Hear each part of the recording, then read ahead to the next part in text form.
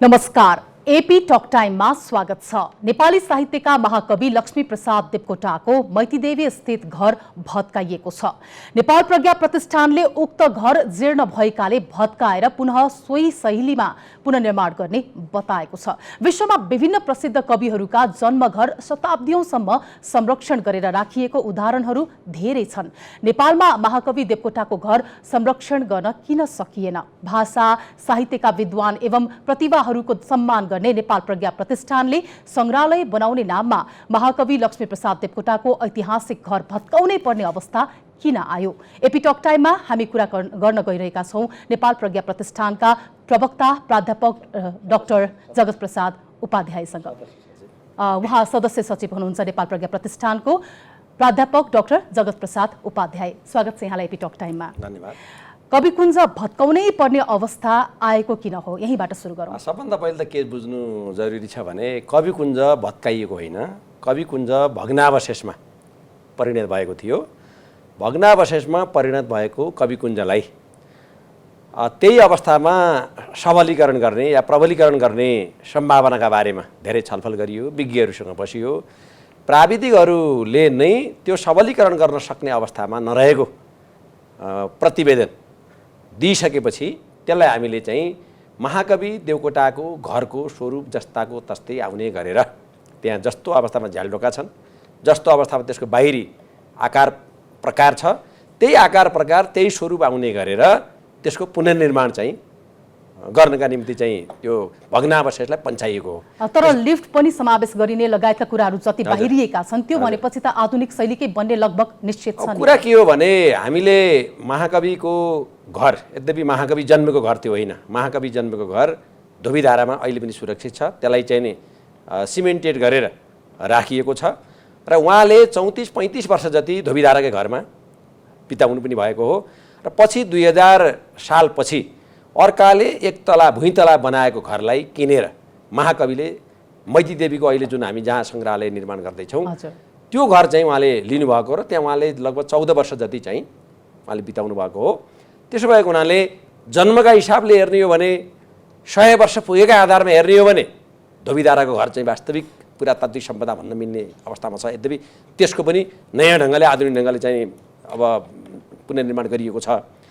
अहिलेको मैतीदेवीको जुन घर हो त्यो घर चाहिँ उहाँको जीवनको अन्तिम अवस्थामा प्रयोग गर्नुभएको घर भएको हुनाले र उहाँको परिवारले सङ्ग्रहालय निर्माणका निम्ति पटक रुचि पनि राख्नु भएको, सरकारले सहयोग गरिदियोस् भन्ने अपेक्षा पनि राख्नु भएको र आम साहित्यिक स्रष्टा द्रष्टाहरूले समेत त्यसमा पहल गरेको र नेपाल प्रज्ञा प्रतिष्ठान पनि त्यसमा लागिरहेको सन्दर्भमा नेपाल सरकारका तात्कालिक प्रधानमन्त्री सम्माननीय केपी शर्मा ओलीज्यूले देवकोटा 2075 सालको देवकोटा जयन्तीका सन्दर्भमा उहाँले देवकोटाको घर लिएर जग्गा समेत लिएर त्यसमा सङ्ग्रहालय बनाउने एउटा उद्घोष गर्नुभयो र त्यही उद्घोष अनुसार सरकारले हामीलाई सहयोग, आर्थिक सहयोग पनि गर्यो।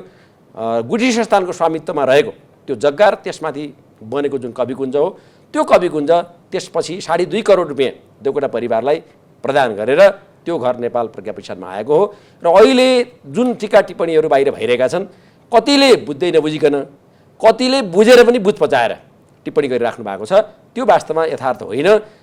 त्यही अवस्थामा घरलाई बनाउन सक्ने स्थिति थिएन। हामीले प्रेस विज्ञप्ति मार्फत पनि जानकारी गराएका छौँ। तर महाकविले 14 वर्ष बिताउनु भएको त्यो भित्ताहरू, त्यो सोठा, त्यो कोठाको त एउटा इतिहास त छ नि। म भन्दैछु इतिहास भएकै हुनाले त पुनर्निर्माण गरियो। इतिहास नभएको हुनाले, नभएको भए त त्यस्ता घर त अरूका पनि कति छन् नि, होइन? महाकवि बसेको घर, महाकविले चाहिँ जीवनको उत्तरार्ध बिताएको घर भएकै हुनाले राज्यले त्यति महत्त्व दिएर, नेपाल प्रज्ञा प्रतिष्ठानले त्यति महत्त्व दिएर त्यसलाई चाहिँ सके सबलीकरण गर्ने, नसके पुनर्निर्माण गर्ने गरेर अगाडि बढेको हो। र सबलीकरण गर्न सक्ने अवस्था नभएपछि त्यसलाई हामी पुनर्निर्माणमा गएका हौँ। अब यहाँले बुझ्नु जरुरी के छ, तपाईँहरू जस्ता मिडिया चौथो अङ्गका रूपमा काम गरिरहेको सर्वदृशी मिडियाले समेत त्यो भग्नावशेषमा परिणत भइसकेको घरमा गएर तपाईँहरूले हेर्नु भएको छ। भुवाङै भङ थिए, त्यहाँ दलिनहरू सबै चाहिँ मक्किसकेको अवस्था थियो। अहिले पनि त्यहाँ तपाईँले काठ हेर्नुभयो भने सबै मक्किसकेको अवस्थामा देखिन्छ। र जहाँ पाइला टेक्यो त्यहाँ भासिने र माथिबाट दलिनका टुक्राहरू र माटो खसेको खसै गर्ने अवस्था थियो। कोही जान सकेको अवस्था थिएन। विगत 15 वर्षदेखि देवकोटा परिवारका मान्छे पनि त्यहाँ बस्नु भएको थिएन। बिचमा कतिपय अवस्थामा त्यहाँ भाडामा लगाएर अरू कुनै व्यवसाय गरेको पनि हामीले पाएका छौँ। तर 2072 सालको भूकम्पले भित्री त्यसको भाग विच्छेद भइसकेको अवस्थापछि कोही पस्न सकेको अवस्था थिएन र हामीले हाम्रो हकभोगमा त्यो घर आइसकेपछि पनि हामी धेरै गयौँ। हामीसँग अहिले पनि श्रव्य दृश्य सामग्री त्यसको सुरक्षित छ। तपाईँहरू जस्ता चौथोका रूपमा रहेका मिडियासँग पनि त्यसको श्रव्य दृश्य सामग्री सुरक्षित छ। त्यसो भएको हुनाले त्यसको सबलीकरणको कुनै सम्भावना छैन। अब एउटा कुरा के हो, त्रिपाल ओढाएर यो देवकोटाको घर हो भनेर छुट्टै देखाउने ढङ्गले राख्ने उद्देश्य भए भए त राख्न सकिन्थ्यो होला त्यसरी चाहिँ।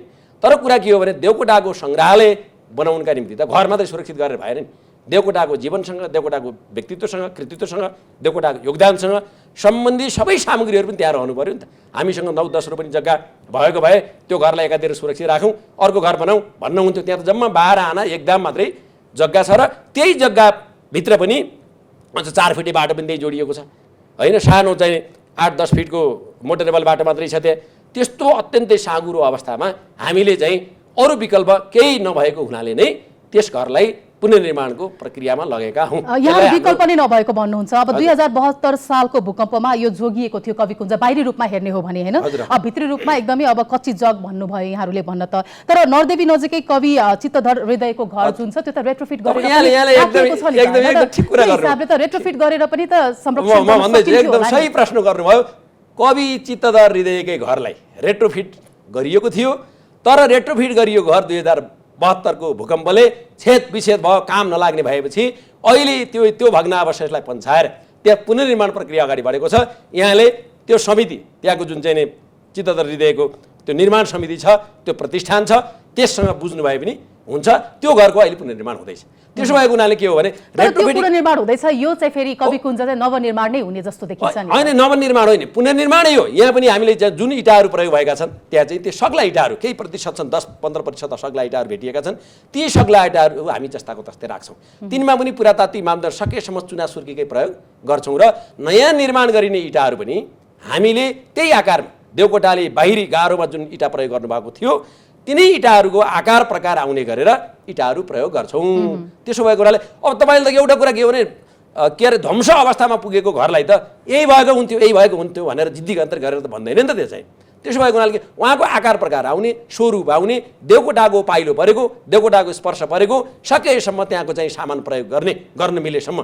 तर अरू जुन चाहिँ सामान त्यहाँ प्रयोग गर्न नमिल्ने अवस्था छ त्यो सामान त नयाँ राख्नुपर्छ र अबको 150, 200, 300 वर्षका लागि बनाउने हो क्या त्यो चाहिँ। अहिले 10 वर्ष 5 वर्षका लागि मात्रै बनाउने होइन नि त चाहिँ। त्यसो भएको हुनाले हामीले के बुझ्नु पऱ्यो भने दीर्घकालिक महत्त्वलाई समेत, यसको चिरस्मरणीयतालाई समेत ध्यानमा राखेर यो चाहिँ सङ्ग्रहालय निर्माण हुन्छ र त्यो सङ्ग्रहालयलाई देवकोटाको घर मात्रै होइन, देवकोटाले जीवनकालमा प्रयोग गरेका उहाँको पहिरन, उहाँले प्रयोग गर्ने गरेको चाहिँ पलङ, उहाँले भान्सामा प्रयोग गरेका भाँडा कुडादेखि लिएर उहाँले जीवनकालमा लेख्नुभएका प्रकाशित पाण्डुलिपिहरू र उहाँका बारेमा संसारभरिका स्रष्टाहरूले द्रष्टाहरूले लेखेका सामग्रीहरू, अनुसन्धानहरू र देवकोटाले आफूले विभिन्न कार्यक्रमहरू, तास्कन्द सम्मेलनदेखि लिएर संसारका विभिन्न कार्यक्रम, राष्ट्रिय अन्तर्राष्ट्रिय स्तरका कार्यक्रमहरूमा गरेका भाषणहरू जो श्रव्य दृश्य सामग्रीका रूपमा रहेका छन् तिनलाई समेत सङ्ग्रहालयभित्र पस्ने बित्तिकै देख्न पाउने, टेलिभिजन जस्तै गरेर देवकोटा बोलिरहेको, भित्र पस्ने बित्तिकै बोलिरहेको हेर्न पाउने गरेर बन्दैछ। यसलाई क्षणिक रूपमा 8-10 वर्षका दृष्टिले हेर्नु हुँदैन। चित्तधर हृदयको जस्तो चाहिँ घर बनाएर रेट्रोफिट गरेर 10 वर्षमा भत्किने, अर्को एउटा भूकम्प आउने बित्तिकै गर्लेम गुर्लुममा लड्ने गरेर बनाउनु हुँदैन। त्यसको सट्टामा बलियो नै बनाउनुपर्छ। र लिफ्टको कुरा गर्नुभयो अघि उहाँले, ए बाबा देवकोटालाई सम्मान गर्ने थुप्रै ज्येष्ठ नागरिकहरू हुनुहुन्छ। उहाँको घर त आफै 3-4 तलाको घर थियो नि त। त्यो घरको माथिल्लो तला उक्लिनु पर्दैन, सबै सिँढी चढ्न सक्ने अवस्था हुन्छ। त्यहाँ अपाङ्ग मैत्री पनि हुनु पऱ्यो, त्यो चाहिँ वृद्धका लागि पनि हुनु पऱ्यो होइन। त्यसो भएको हुनाले आधुनिक सुविधायुक्त पनि बनाउनका निम्ति लिफ्टको प्रयोग गरिएको हो। तर देवकोटाको घरको स्वरूप जस्ताको तस्तै भित्र तस्बिर पनि राखिन्छ र बाहिर आकारमा पनि त्यो आउँछ। 2040 साल अगाडि हेर्नुहोस् तपाईँले, त्यो घर पुरानो घर देख्नुभयो होला, त्यहाँ झिँगटी थियो, टायल थियो, तर देवकोटा परिवारले त्यो टायल हटाएर उहाँले त्यहाँ च्यादर र पछि जस्ता चाहिँ राख्नु भएको छ छानामा। अब हामीले के जस्तै राख्ने अहिले हैन, दर्शकहरूलाई पनि अलिकति यसमा शंका उपशंका छ नि त, अलिकति क्लियर पनि हुन्छ। खासमा कविकुञ्ज भत्काउनु पर्छ र अब नयाँ हिसाबले चाहिँ अगाडि बढ्नु पर्छ, निर्माण कार्य अगाडि बढाउनु पर्छ भनेर जुन प्रस्ताव छ नि, यो नेपाल प्रज्ञा प्रतिष्ठानको सुरुवाती प्रयास थियो कि उहाँको परिवारकै चाहिँ रहर थियो त? हाम्रो उहाँको परिवारको सहमतिमै गरेको, हाम्रो उहाँको परिवारसँग सल्लाह नगरिकै गरेकै छैनौँ हामीले चाहिँ। उहाँको परिवारले आफैले पनि, तपाईँले धेरै भिडियोमा उहाँको छोरी अम्बिका देवी रिमालले बोल्नु भएको छ, त्यो घरमा नपस्नु है, त्यहाँ खतरा छ, जतिखेर लड्न सक्छ भनेर भन्नुभएको छ। र हामी जाँदाखेरि पनि हामीलाई भित्र सुरुमै पसन्द दिनुभएको थिएन उहाँले चाहिँ। त्यसो भएको हुनाले त्यसको पुनर्निर्माण नगरिकन त हुँदै हुन्न भन्ने त उहाँहरूको पनि थियो। भावनामा बहकिएर मात्रै त भएन नि त चाहिँ। म दैलेखको मान्छे हो, मेरो दैलेखमा 100 वर्ष पुरानो घर छ, म त्यही घरमै सधैँ बसिरहनु पाउनुपर्छ भनेर मैले हुन्छ र? त्यहाँ बस्नु पनि पर्यो, अरू जाने मान्छेहरूलाई सुरक्षित राख्नु पनि पर्यो र देवकोटाको ऐतिहासिकता, देवकोटाको जुन चाहिँ एउटा पुरातात्विक महत्ता हो त्यो महत्तालाई संरक्षण पनि गर्नु पर्यो। त्यस कारणले हामीले यो प्राचीनता, नेपाली मौलिकता, देवकोटाको घरको मौलिक स्वरूपलाई कायम राख्दै, त्यसलाई चाहिँ जस्ताको तस्तै कायम राख्दै आधुनिक सुविधा सम्पन्न सङ्ग्रहालय बनाउने उद्देश्यले नै यसको पुनर्निर्माण प्रारम्भ गरिएको हो। र यसमा हामीले प्राविधिकलाई कसैले पनि हामीले क्रस गरेका छैनौँ। प्राविधिकको परामर्श अनुसार भएको छ र देवकोटा परिवारको परामर्शमै भएको छ। तर महाकविको सङ्लो इतिहासलाई नामित गर्ने काममा चाहिँ प्राज्ञहरू लागे भनेर आलोचना भइरहेको छ। यो विषय त यो निर्णयको विरुद्धमा अहिले सर्वोच्चमा रिट पनि परिसकेको अवस्था छ। हजुर, अब कुरा के छ भने मान्छेले पहिले त बुझ्नु पर्यो। म दर्शनशास्त्र पढेको विद्यार्थी हुँ, म दर्शनशास्त्रको मान्छे हुँ। मेरो शास्त्रले के भन्छ भने तपाईँले एकचोटि देखेकै कुरालाई पनि सिधै एकैचोटि विश्वास गर्नु हुँदैन, हेर्नुपर्छ, पुनः परीक्षण गर्नुपर्छ भन्छ क्या। अहिले कतिपय मान्छेहरू यस्तो हुनुहुन्छ, यसका बारेमा टिप्पणी गर्ने मान्छेहरू जसले जिन्दगीभरि देवकोटाको घरमा पाइलो टेक्नु भएको छैन, देवकोटाको घरको बारेमा बुझ्नु भएको छैन, भित्र पस्नु भएको छैन। उहाँले टिप्पणी गरेर बेलायत बसेर, अमेरिका बसेर या नेपालकै अरू कुनै ठाउँमा बसेर देवकोटाको घरका बारेमा टिप्पणी गर्दाखेरि हाम्रो चित्त दुख्छ। उहाँले हेर्दै आए हुन्थ्यो, बुझ्दै आए हुन्थ्यो। अहिले पनि यथार्थ चाहिँ बोध गरेर मात्रै उहाँले टिप्पणी गरिदिँदाखेरि राम्रो हुन्थ्यो भन्ने मलाई लाग्छ। अब कतिपय मिडियाले चाहिँ तपाईँको के अरे देवकोटाको घरमा के अरे डोजर चाहिँ भनेर पनि लेख्नुभयो, त्यो गलत कुरा हो। देवकोटाको घरसँग टोयलेट बनाउनलाई उहाँले चाहिँ त्यो सिमेन्टेड टोयलेट बनाउनु भएको थियो एक तलाको, त्यसमा चाहिँ सेफ्टी ट्याङ्की पनि थियो। त्यो सेफ्टी ट्याङ्की र सिमेन्टेड टोयलेट भत्काउनको लागि त्यहाँ डोजर चाहिँ प्रयोग गरिदियो। पुरानो घर जुन घर हो त्यो त डोजर लाउनु पर्ने अवस्थामै थिएन, त्यो त आफै भत्केकै थियो। त्यसपछि यहाँले मिडियाकै कुरा गर्नुभयो होइन, मिडियाहरूमा चाहिँ डोजर किन चलाइयो भनेर जुन समाचारहरू आएका छन् त्यसमा उहाँको छोरी र छोराको पनि भनाइहरू राखिएको छ। उहाँहरूले के भन्नुभएको छ भने त्यो घर भत्काउँदाखेरि मन चसक्क भएको छ भनेर भन्नुभएको छ। भनेपछि त घरमा पनि डोजर त लगाइएको हो नि त? के घर होइन त्यो चाहिँ, त्यो घरमा डोजर होइन, त्यो सिमेन्टेड सेफ्टी ट्याङ्की र टोयलेटमा डोजर लागेको हो। त्यो भत्काउनलाई गरेको भत्काउन नभत्काइ उपाय थिएन कि त त्यही राख्नु पर्थ्यो भन्नु पर्यो, त्यो टोयलेट पनि राख्नु पर्थ्यो, सेफ्टी ट्याङ्की जस्ता तस्तै राखिराख्नु पर्यो भन्नु पर्यो। होइन भने त त्यसलाई चाहिँ सबलीकरण गर्नका लागि पनि त्यो चाहिन्थ्यो। यदि सबलीकरण गर्ने अवस्था भएको भए पनि त्यो चाहिँ भत्काउनु पर्ने अवस्था थियो। त्यसैले उहाँको परिवारले त हेर्नु, आफू जन्मेको घर हुर्केको घर भत्किएको अवस्थामा दुःख सबैलाई लाग्छ। भूकम्पमा तपाईँ हाम्रा कतिका घर लडे, दुःख त लाग्यो नि त, लडे सिधै भन्न खोजेको तपाईँले टोयलेट मात्र सेफ्टी ट्याङ्की मात्र भत्काएको, अरूमा डोजर लाग्छ छैन, आफै चाहिँ त्यो पन्छाएको भग्नावशेष थियो, नपन्छाइकन बन्दैन थियो त्यहाँ चाहिँ। त्यसो भएको हुनाले त्यसलाई चाहिँ भत्काएको रूपमा लिनु हुँदैन। त्यसो भए अब पुनर्निर्माण कार्य कसरी अगाडि बढ्दैछ, कुन अवस्थामा छ? मैले भनिहालेँ, अब हामीले नेपाल प्रज्ञा प्रतिष्ठानको यो हकबोकमा आइसकेपछि देवकोटाप्रति, नेपाली साहित्यका विराट प्रतिभा महाकवि देवकोटाप्रति सम्मान भाव जनाउने र देवकोटालाई 100औं वर्ष मात्र होइन 1000औं वर्षसम्म चाहिँ चिरस्मरणीय तुल्याउने किसिमले त्यो सङ्ग्रहालय बन्छ। उहाँले प्रयोग गर्नुभएको घरको स्वरूप मैले अघि पनि भनिसकेँ, घरको स्वरूप आउने गरेर त्यसको चाहिँ एउटा हामीले त्यो ड्रइङ र डिजाइन गरेका छौँ, त्यो स्वरूप आउँछ। र 2040 अहिले पछिको जस्ता आउँदैन। 2040 सालभन्दा अगाडि उहाँको घरमा जसरी झिङ्गटी लगाएको अवस्था थियो, दुई छानाको जुन घर थियो त्यही झिङ्गटी या टायल प्रयोग गरिएको छानायुक्त घर हुन्छ। अनि उहाँको चाहिँ झ्यालढोका जस्ताका तस्तै पहिलेको जस्तै रहन्छ, त्यही स्वरूपमा तिनी झ्यालढोका रहन्छन् भन्ने त्यहाँ काठ प्रयोग गर्न सकिने काठै छैन होइन, स्वरूप चाहिँ जस्ताको तस्तै आउँछ। र हामीले त्यसमा के गर्छौँ भन्दाखेरि महाकवि देवकोटाको पूर्णकतको प्रतिमा बाहिर परिसरमा रहन्छ। र देवकोटा प्रकृति प्रेमी हुनुहुन्थ्यो। उहाँ आकाशबाट चाहिँ त्यहाँ पानी वर्षे जस्तै अनि पहाडमा छाँगो छङछङाए जस्तै कविता धारा प्रवाह लेख्न सक्ने प्रचुर प्रतिभा भएको व्यक्तित्व हुनुहुन्थ्यो। प्रकृति प्रेमी देवकोटा हुनुभएको हुनाले उहाँको प्रतिमाको वरपर प्राकृतिक हरियालीपन चाहिँ आउने गरेर छाँगा छहराको चाहिँ एउटा स्वरूप आउने गरेर फोहरा पनि त्यहाँ व्यवस्था गरिन्छ। त्यसपछि गएर त्यो पार्किङको समस्या चाहिँ 1-2वटा गाडी अट्ने गरेर पनि त्यो परिसर चाहिँ यहाँले भनिरहँदा मलाई चाहिँ एकछिन मेरो दिमागले चाहिँ कहाँ सहयोग गर्यो भने एउटा राम्रो पार्क पार्क मात्र होइन, त्यो पार्क कृत्रिम पार्क होइन कि प्रकृति प्रेमी देवकोटाले प्रकृतिलाई माया गर्नुहुन्थ्यो। उहाँले जो आयो तरवर्षी घनघटा कालो निलो बाटो जो ल्याउँछ सो बिनी लिने सौजन्यको सौक हो, त्यो प्रकृति प्रेम थियो देवकोटामा। त्यो प्रकृति प्रेमलाई झल्काउनको लागि पनि ल्याउनुपर्छ।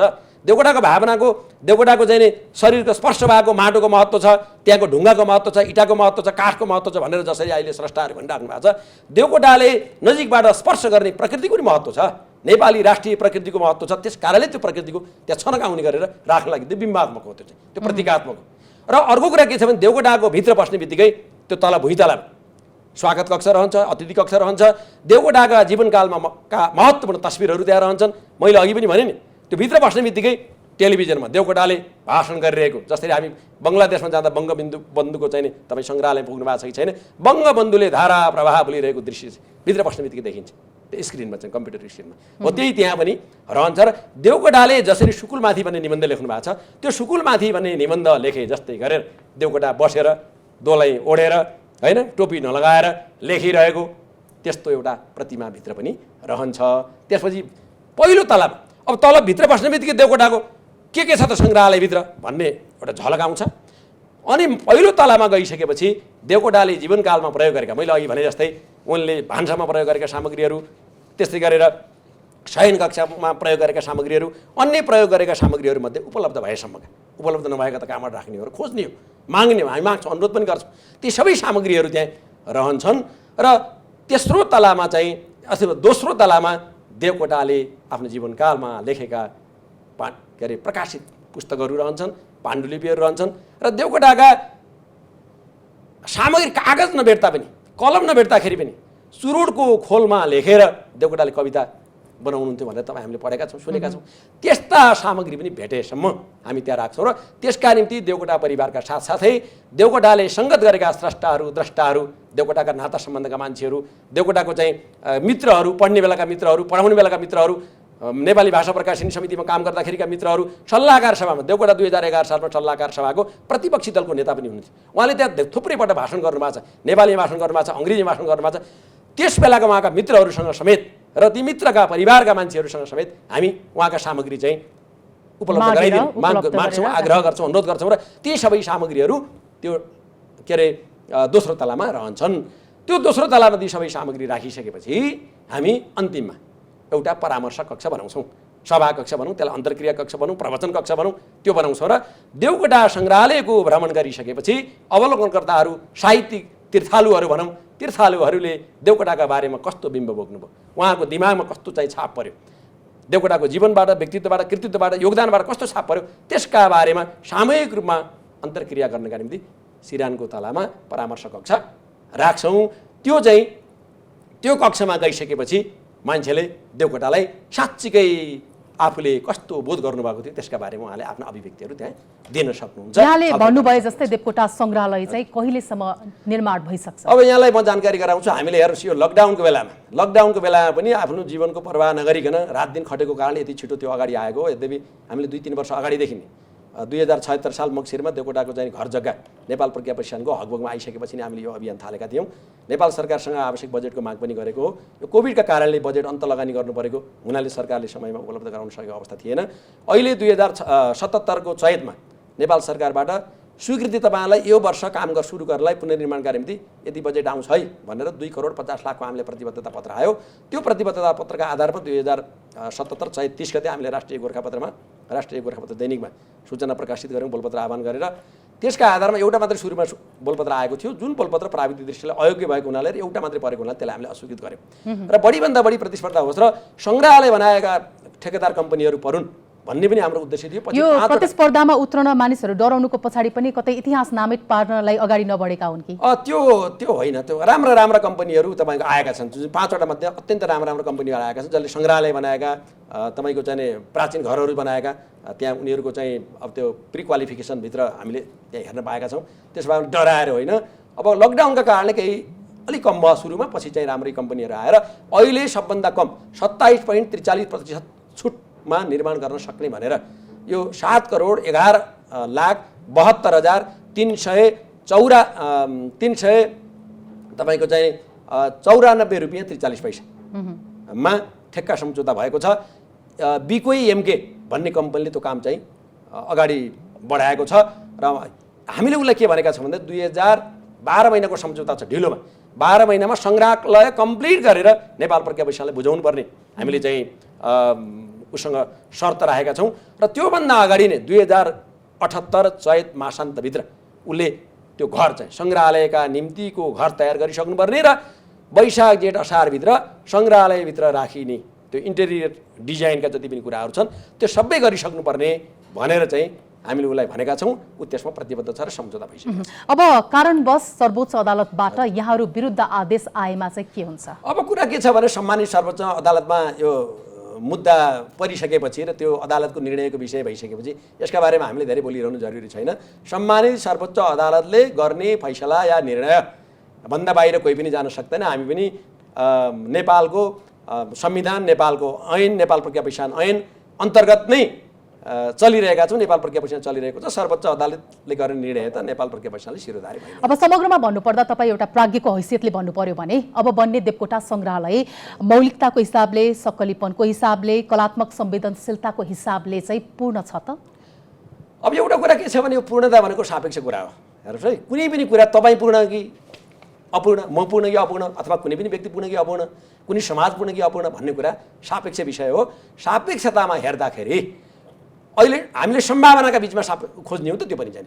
अहिले भइरहेका स्थितिमध्ये यो सङ्ग्रहालय जुन पुरानो घरको रेट्रोफिटिङको तुलनामा यो सङ्ग्रहालय तुलनात्मक रूपमा बढीभन्दा बढी दूरगामी महत्त्वको हुन्छ, बढीभन्दा बढी उहाँका जीवनकालका सबै सामग्री समेट्ने किसिमको हुन्छ, बढीभन्दा बढी यो भरपर्दो हुन्छ, बलियो हुन्छ र टिकाउ हुन्छ र धेरै साहित्यिकहरूको मनलाई यसले मलाई लाग्छ स्पर्श गर्छ, सम्बोधन गर्छ। र यो बनिसकेपछि अहिले जुन विवाद आइरहेका छ नि, बनिसकेपछि उहाँहरू सबै खुसी हुनुहुन्छ र हामीलाई धन्यवाद दिनुहुन्छ भन्ने कुरामा हामी विश्वास छौँ। केही दिन अगाडि सामाजिक सञ्जालमा एकजना व्यक्तिले कवि कुञ्जमा रहेको जाँतो लगायतका केही सामग्री चाहिँ प्रज्ञा प्रतिष्ठानमा यत्तिकै अश्रल फैलिएको अवस्थामा भनेर फोटो राख्नु भएको थियो।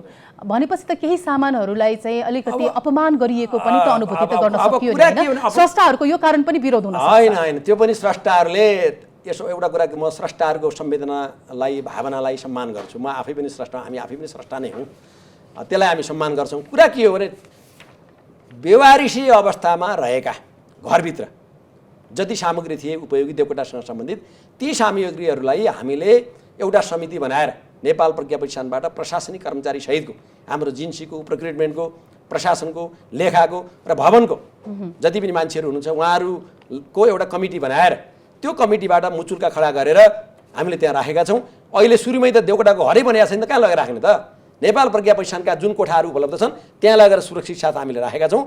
देवकोटा सङ्ग्रहालयका निम्ति भवन बन्ने बित्तिकै अरू व्यक्तिले त्यसको फोटो लिन सक्छन् भनेपछि त कसरी राखिएको छ सुरक्षाको दृष्टिकोण? सहजै त स्वीकार अनुरोध गरेर आउने हो। अनुरोध गरेर त तपाईँलाई हामी देखाउँछौँ नि त। ऊ त्यो घर देखाएनौँ हामीले। नेपाल प्रज्ञा प्रतिष्ठानका सबै कुराहरू हामी चाहिँ मिडियाका लागि अरू इच्छुक व्यक्तिहरूलाई त देखाएकै छौँ। त्यो राखेको ठाउँमा उहाँले हेर्नुभयो, नदेखाए भए कहाँबाट हेर्नुहुन्थ्यो? त्यो बाहिर सडकमा फाल्या हो र, चौरमा फाल्या त होइन नि त चाहिने। कोठामा सुरक्षित राखेका चिजहरू हामी हेर्छौँ, फोटो खिच्न दिनुहोस्, भिडियो खिच्न दिनुहोस् भनेपछि देखाइएको कुरा न हो। अब अहिले सङ्ग्रहालय बनिसकेको अवस्था त होइन नि त। सङ्ग्रहालय बनिसकेपछि तत्त चिजहरू तत्त ठाउँमा यथायोग्य चाहिँ राखिन्छन्, तिनको सम्मान हुन्छ, ती चाहिँ स्मरणीय रूपमा रहन्छन्। हस्, यो कुराकानी र समयको लागि यहाँलाई धन्यवाद। धन्यवाद। यहाँले मलाई निम्त्याउनु भयो। नेपाल प्रज्ञा प्रतिष्ठानका ले निर्माण गरिरहेको, पुनर्निर्माण गरिरहेको देवकोटा सङ्ग्रहालयका बारेमा उठिरहेका जुन प्रश्नहरू, जिज्ञासाहरू, आशंकाहरू, ती आशंकाहरू, जिज्ञासाहरू, प्रश्नहरूलाई केही मात्रामा भए पनि सम्बोधन गर्ने मौका दिनुभयो। यसका निम्ति यहाँलाई र AP1 टेलिभिजनलाई हार्दिक धन्यवाद। हजुर, हस्। आज हामीले भत्किएको कवि कुञ्जदेखि बन्न लागेको देवकोटा सङ्ग्रहालयसम्म AP टक टाइममा कुराकानी गऱ्यौँ। हामीसँग नेपाल प्रज्ञा प्रतिष्ठानका सदस्य सचिव प्राध्यापक डाक्टर जगत उपाध्याय प्रेक्षित हुनुहुन्थ्यो। AP1 हेर्दै गर्नुहोला। नमस्कार।